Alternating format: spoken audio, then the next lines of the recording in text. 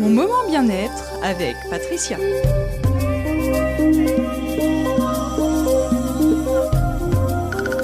Bonjour Patricia. Bonjour Hervé, bonjour à tous. Dans cette chronique, nous allons un petit peu résumer comment on doit être heureux, être aimé et aimé. Et puis, c'est quoi le bonheur ?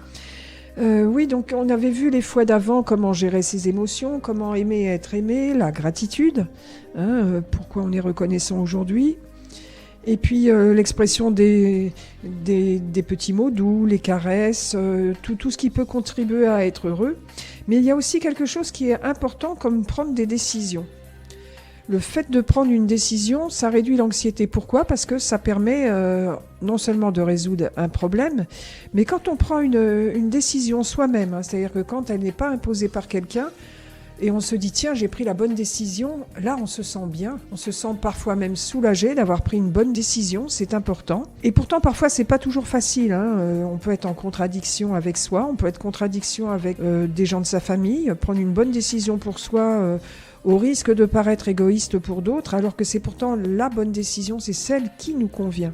Donc c'est important de savoir prendre des bonnes décisions pour soi. Ça augmente le plaisir pour soi aussi, c'est important. Le cerveau déclenche comme un effet récompense. On se sent plus heureux, donc voilà, c'est ça la récompense, d'avoir pris la bonne décision. Les actions qui vont en découler vont nous permettre aussi de maintenir cet état de bonheur, cet état heureux, d'avoir vraiment un contrôle sur soi, mais un contrôle positif. Tu sais bien que quand on subit une décision qui est imposée par quelqu'un d'autre, il s'ensuit de la frustration, pour reprendre les différentes émotions. Ça peut être de la colère, ça peut être même de la rage qui peut arriver. Qu'est-ce qui peut se passer d'autre également ? Ça peut être de la tristesse, on peut ressentir comme une perte, on peut même être dégoûté. Donc il s'agit d'activer les bonnes sensations et en prenant les bonnes décisions. On ne se contente pas de choisir les choses qu'on aime, on aime aussi les choses qu'on choisit. Et ça, c'est primordial donc pour continuer de cultiver ces petits bonheurs au quotidien.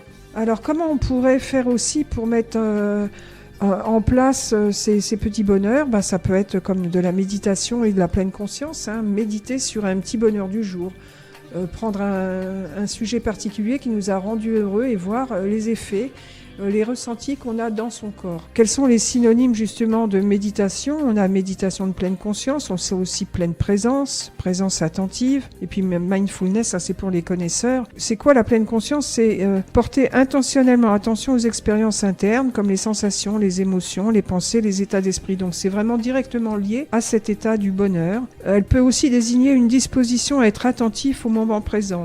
Donc ça peut être présent à ces émotions du moment. Je me souviens dernièrement, on a parlé ensemble des émotions, comment tu accueillais les émotions négatives. Et tu me disais que tu les laissais passer, donc ça veut dire que tu les accueillais et tu les stockais, entre guillemets, dans un coin de ton être ou de tes pensées pour les traiter plus tard. Donc en fait, ça fait que l'émotion, elle n'arrive pas brutalement sur toi. Tu pratiques, peut-être sans le savoir, la méditation de pleine conscience en mettant cette émotion dans un coin et y revenir plus tard, à y réfléchir. L'esprit médite quelque part sur cette émotion et après voir ce qui peut en découler, faire l'analyse qui en découle de cette émotion. Est-ce qu'on peut avoir une pleine conscience de son bonheur ? J'espère et ressentir vraiment le bonheur, les sensations dans son physique, justement se dire là je suis pleinement heureux. Se poser quand on a un grand bonheur, prendre 5 minutes pour déguster ce bonheur, se dire tiens, comment je le ressens en moi ? Est-ce que c'est ces impressions que j'ai dans le ventre, comme des petits papillons ? Est-ce que c'est cette sensation de sérénité en moi, comme un grand relâchement physique ? Et se nourrir justement de ce plein bonheur. Ça oui, c'est effectivement très intéressant. Alors quelquefois on me dit mais quelle différence il y a entre sophrologie et puis méditation de pleine conscience ? Alors il faut savoir qu'effectivement le début, dans l'installation de la posture pour être en méditation ou en sophrologie, c'est identique très souvent, parce qu'il faut savoir que, rappelez-vous, dans les tout débuts où j'ai participé à cette chronique, où j'expliquais comment s'était construite la sophrologie, elle s'appuie vraiment sur la méditation zen, qui avait été prise au départ en Asie par Caicedo. Par contre, oui, là où ça va diverger, c'est que on va s'installer de la même façon, sauf qu'on va faire appel à une visualisation, alors que là, en méditation de pleine conscience, on va rester sur un moment précis, sur le moment présent uniquement, alors que la visualisation, elle va faire plutôt appel au passé pour le projeter dans le futur. Donc voilà la différence. Et donc comment on pourrait faire pour s'installer justement en position de pleine conscience pour vivre ce bonheur intense dont tu parles?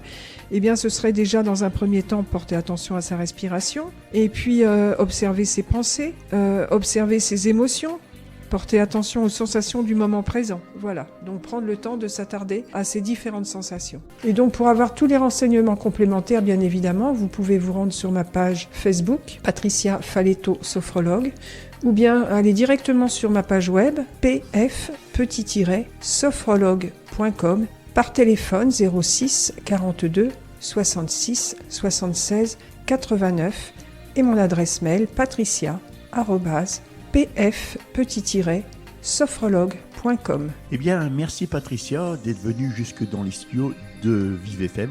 Je te souhaite une bonne journée, un bon week-end. Bon week-end à tous, à très bientôt.